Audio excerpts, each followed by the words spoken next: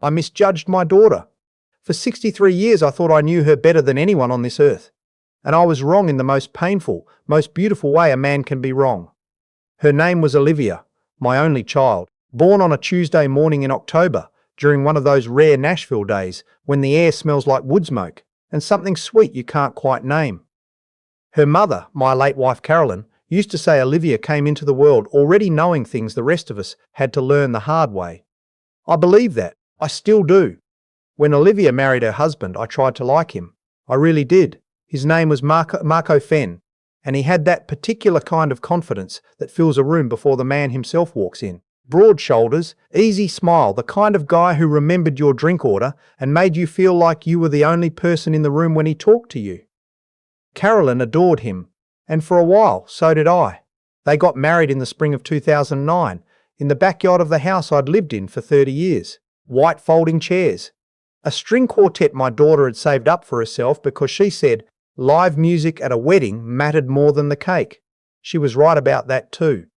For the first few years, things looked fine from where I was standing. Marco worked in commercial real estate. Olivia had her veterinary practice over on Belmont. Small place, 2 exam rooms, a staff of 4 she treated like family. She had a gift with animals, the kind you can't teach. People drove 40 minutes from the suburbs just to bring their dogs to her. Then, around 2018, I started noticing things. Little things at first. Olivia cancelling Sunday dinners. Her voice on the phone sounding careful in a way it never used to be, like she was choosing words instead of just talking. I chalked it up to stress. The practice had grown. She had a mortgage. Marco had changed jobs twice in 2 years. Life gets complicated, but it wasn't life. It was something else. The call came on a Wednesday in March of 2021. It was Olivia's voice, but barely. She told me she'd been to the doctor. Told me they'd found a mass in her pancreas. Told me it was the kind that doesn't wait around. I sat down on the kitchen floor. I don't remember deciding to do that. My legs just stopped working. She said, "Dad, I need you to listen and not fall apart on me, okay? I need you to be the steady one right now." I told her I would be. I lied, but I meant it. She had 14 months. That's what they gave her, and that's almost exactly what she had. She spent those 14 months still going into the practice, 3 days a week. Still calling me every Sunday. Still making that lemon chess pie from Carolyn's recipe. Every Thanksgiving, even though she could barely eat by the end. She spent those 14 months being more herself than most people manage in a full lifetime. What I didn't know, what I had no idea about, was what else she was doing with those 14 months. She died on a Thursday morning in May of 2022.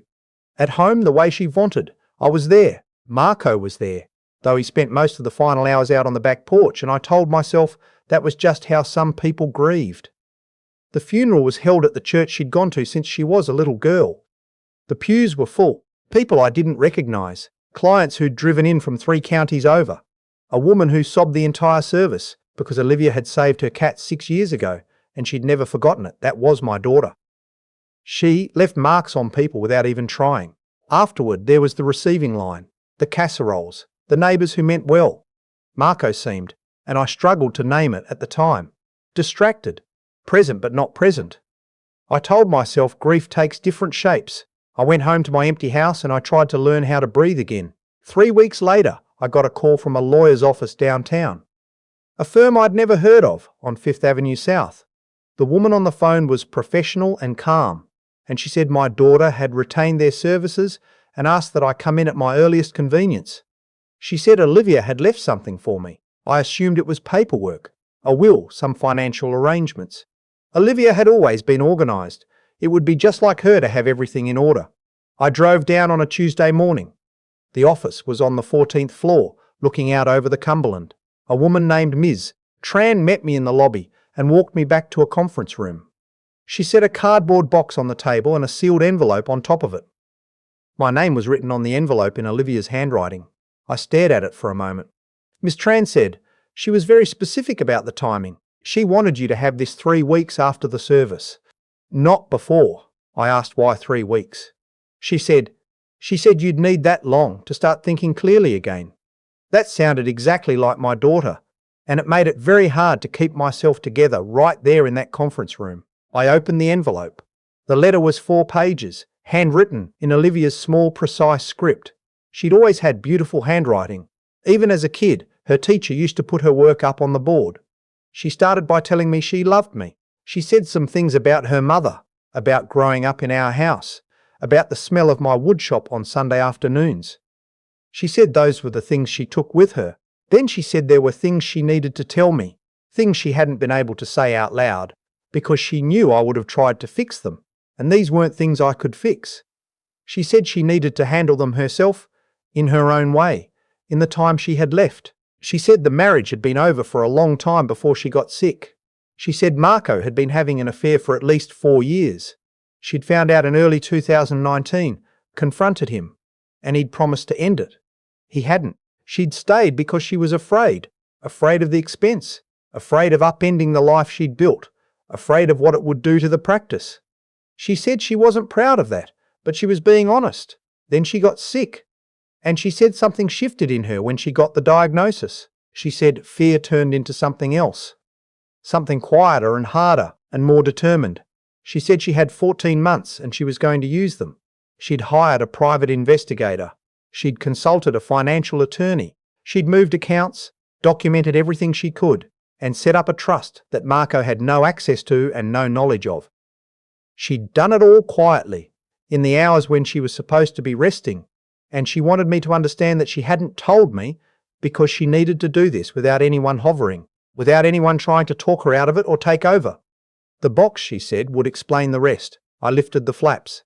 Inside was a laptop, sealed in a Ziploc bag, a smaller envelope containing a handwritten password, a manila folder with a tab labelled documentation, and underneath it all, wrapped in a dish towel I recognised from her kitchen, the yellow one with the roosters on it, the one that had been her mother's, a small external hard drive.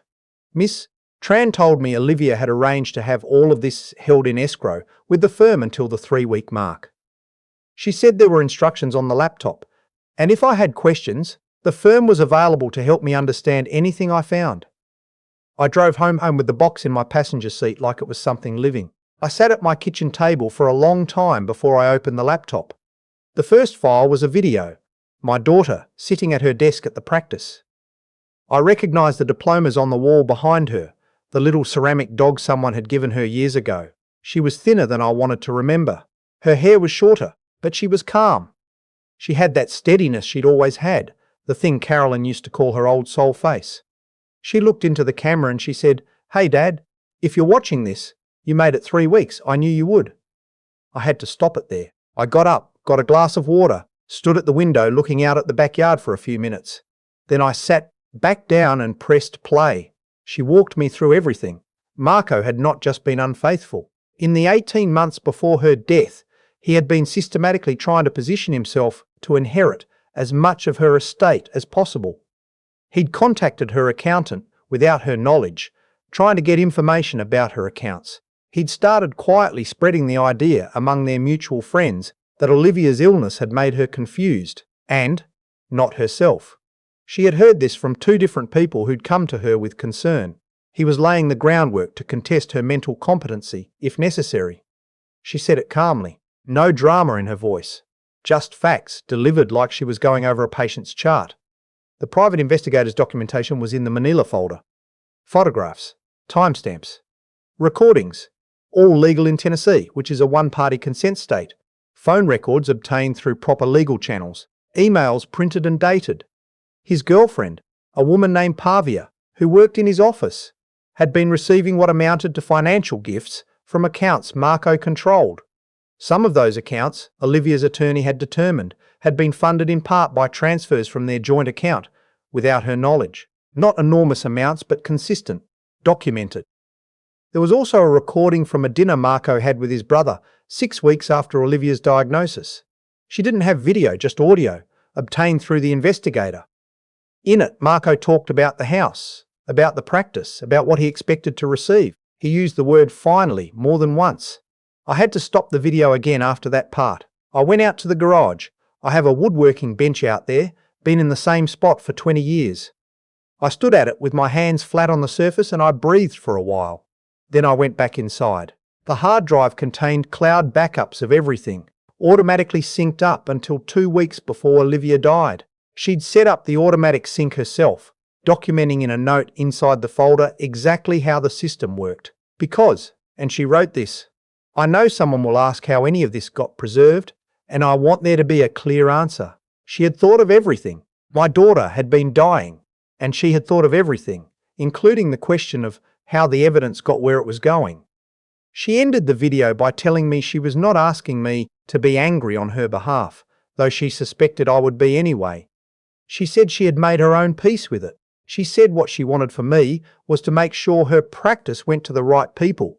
She'd already arranged for a buyout agreement with her associate veterinarian, a young woman named Dr. Renata Ochoa, who had worked for her for 3 years, and to make sure Marco didn't benefit from her death any more than she'd already been unable to prevent. She said the attorney's firm had already been in contact with an estate litigation specialist. She said everything was ready. All I had to do was say the word. She said, "You don't have to fight this fight, Dad. I already fought it.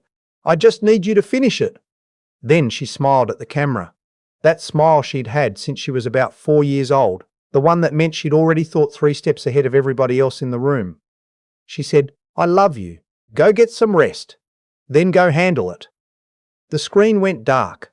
I sat at that kitchen table until it was late and the room had gotten dim around me, and I thought about my daughter spending 14 months dying and simultaneously building something that would outlast her. I thought about the Tuesday morning she was born, the way Carolyn had cried, the way I had held a 5-pound, 6-ounce baby girl and understood for the first time in my life what it meant to be responsible for something that mattered completely.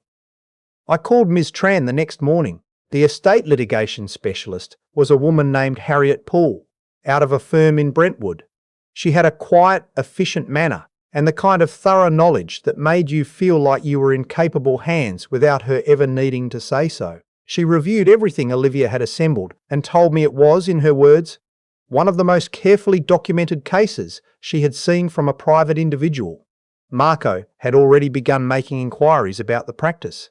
He'd contacted Dr. Ochoa directly, suggesting that the buyout agreement might not be binding, that there could be grounds to revisit it.